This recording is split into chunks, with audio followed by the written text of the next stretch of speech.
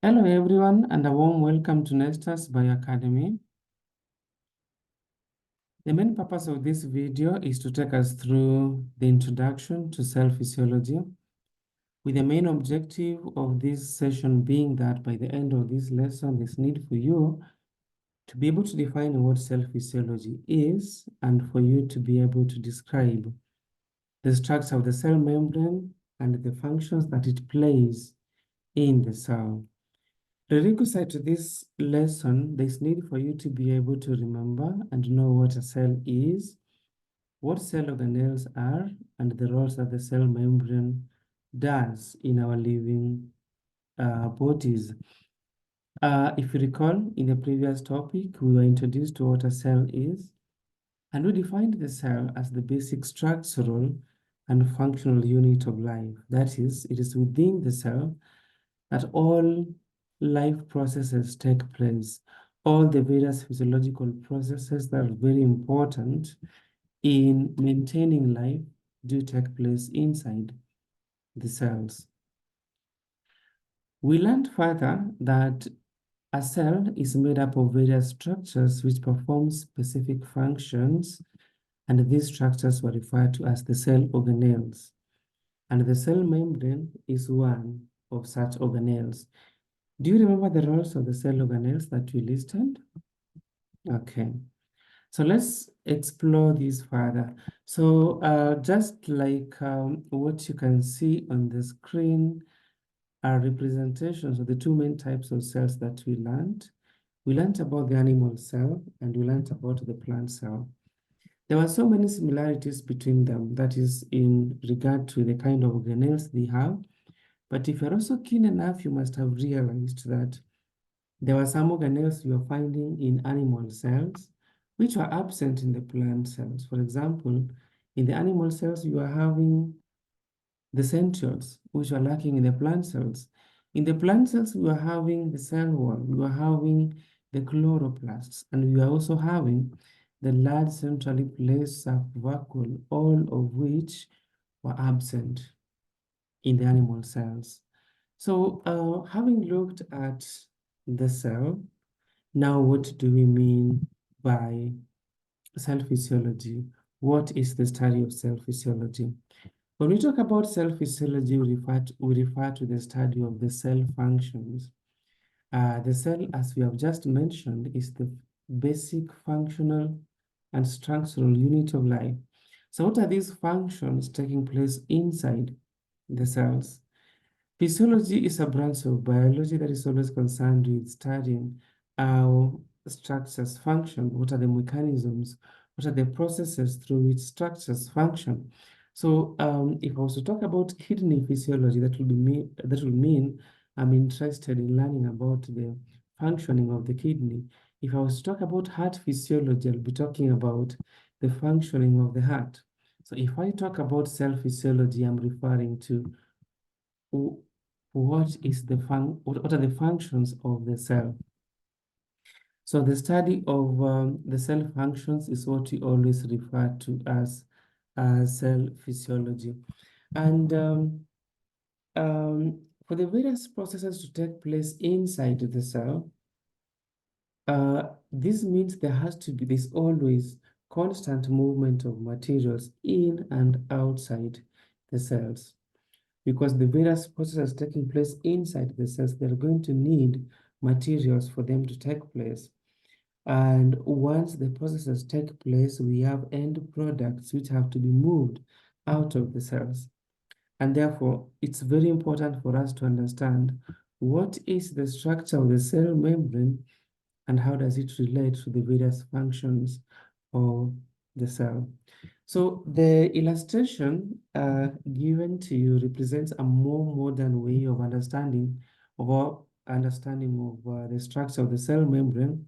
And if I can bring it down to an illustration, then we can take note of the fact that the cell membrane is made up of proteins and is made up of lipids, phospholipids for that matter. And we always have two layers of phospholipids. From this illustration, you can see we are having a phospholipid layer here. So this is phospholipid layer 1. You can also see we are having a phospholipid layer 2 down here. So we have 2 phospholipid layers. And we also have various proteins found within this cell membrane structure. We have 2 main types of proteins here.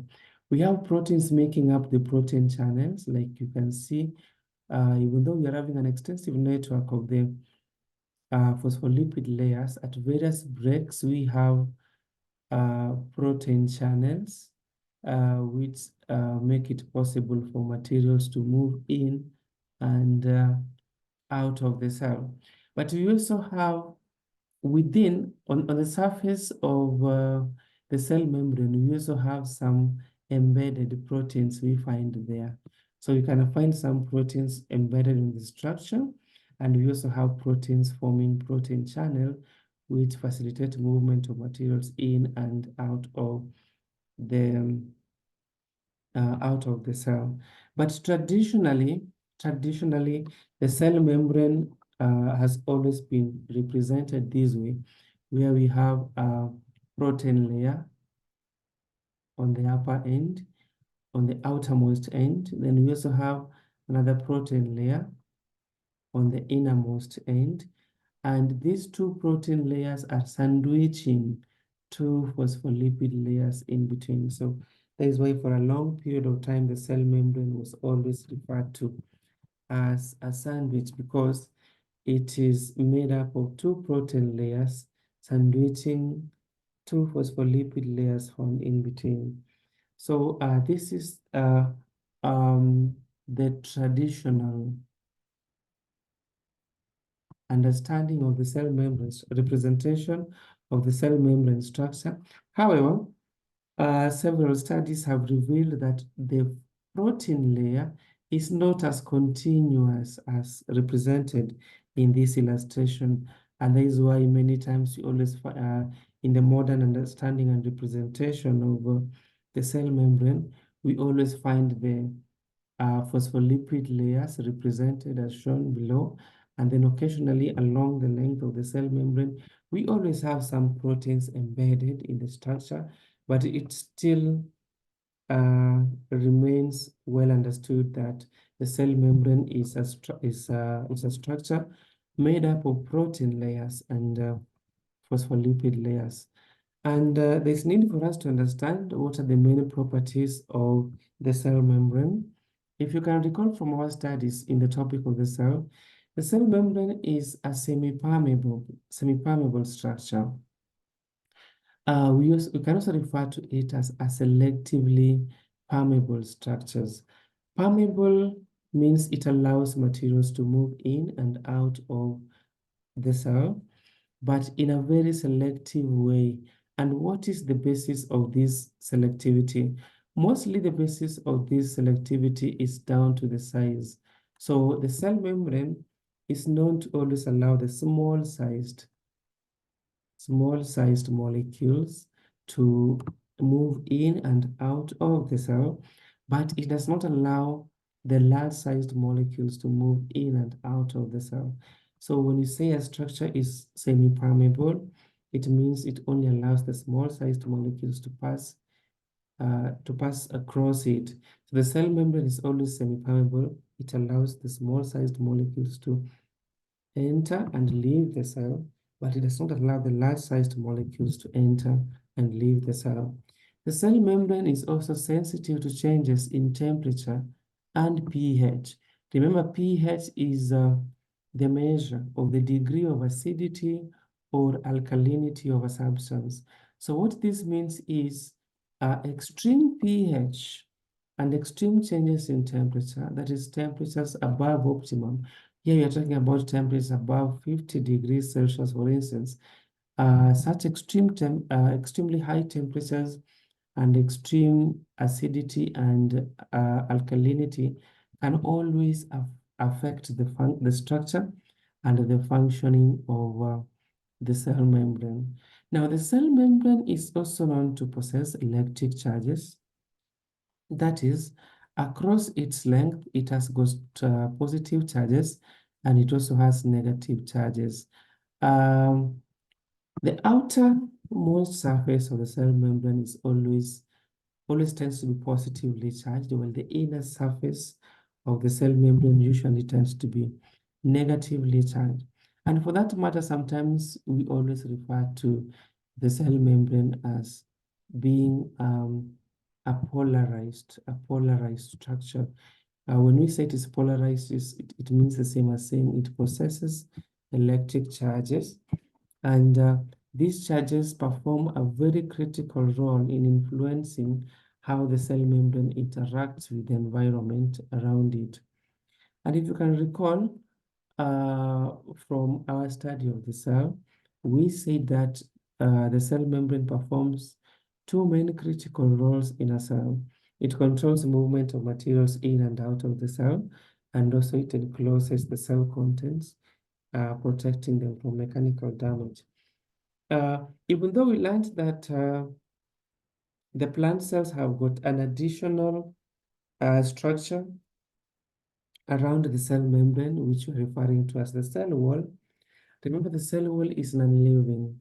The cell membrane is a living component. So usually from the cell membrane, including the inner living components of the cell, collectively it forms what we call the protoplasm. So you can say the cell membrane encloses the living component of the cell, the living components of the cell there. So just as we have listed before, we said cell physiology refers to the study of the cell functions. And there's so many processes taking place inside the cells. For example, we always expect protein formation inside the cells. We expect respiration to take place inside the cells, and we also expect photosynthesis to take place inside the cells for the case of the plant cells. Remember, respiration, we said, was the process through which materials move. Respiration was the process through which food substances are chemically broken down in living cells to release energy. And this means for respiration to take place inside the mitochondrion, the food substances have to move into the cell.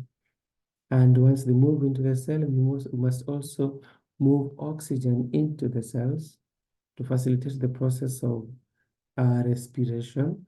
And once respiration takes place, energy will be produced. Water molecules are likely to be produced, and carbon dioxide is likely to be produced. So these substances need to move out of the cell. And we have also just seen the raw materials need to move into the cell to get to the mitochondrion for the process of respiration to take place. So all these processes, for them to take place effectively, it means there has to be a constant movement of materials in and outside the cells. So the cell membrane therefore plays a very critical role in controlling movement of materials in and out of the cells. But if we were to study the processes through which materials move in and out of the cells, we'll always realize that the materials always move in and out of the cells through three main processes. That is through diffusion, through osmosis, and through active transport. So in the subsequent sessions, this need for us to understand what do we mean by diffusion, what do we mean by osmosis, and what do we mean by active transport. What do these processes entail? Why are they very important to living things? And what are the various processes which affect them? And what are the various principles and features of these processes? So in the next session, we are going to discuss these processes in greater details. So the key takeaway in this session is this need for you to be able to define what cell physiology is, which we have just defined as the study of the cell functions. There is also a need for you to be able to describe the structure of the cell membrane. Remember, we have just established that the cell membrane is like a sandwich, and you need to be able to recall the traditional representation of the cell membrane and the current modern view of the process of the structure of the cell membrane. The cell membrane is made up of phospholipids and proteins. The proteins can be found embedded on the structure of the cell membrane, or the proteins can form protein channels which facilitate movement of materials in and out of the cell. So we have also just reviewed the properties of the cell membrane, and we have listed three main properties. One being that the cell membrane is semi-permeable, to mean it only allows the small-sized molecules to pass across it, but does not allow the large-sized molecules to pass across it. We have also said that the cell membrane is very sensitive to changes in temperature and pH, and the cell membrane is also possessing electric charges. And also, of course, remember that the cell membrane is made up of phospholipids and proteins. That is also an important property the cell membrane possesses. And of course, we have also looked at the ways through which materials move in and out of the cell. We have talked about the three processes, that is diffusion, osmosis, and active transport. So in the next session, let us explore these processes further. See you in the next.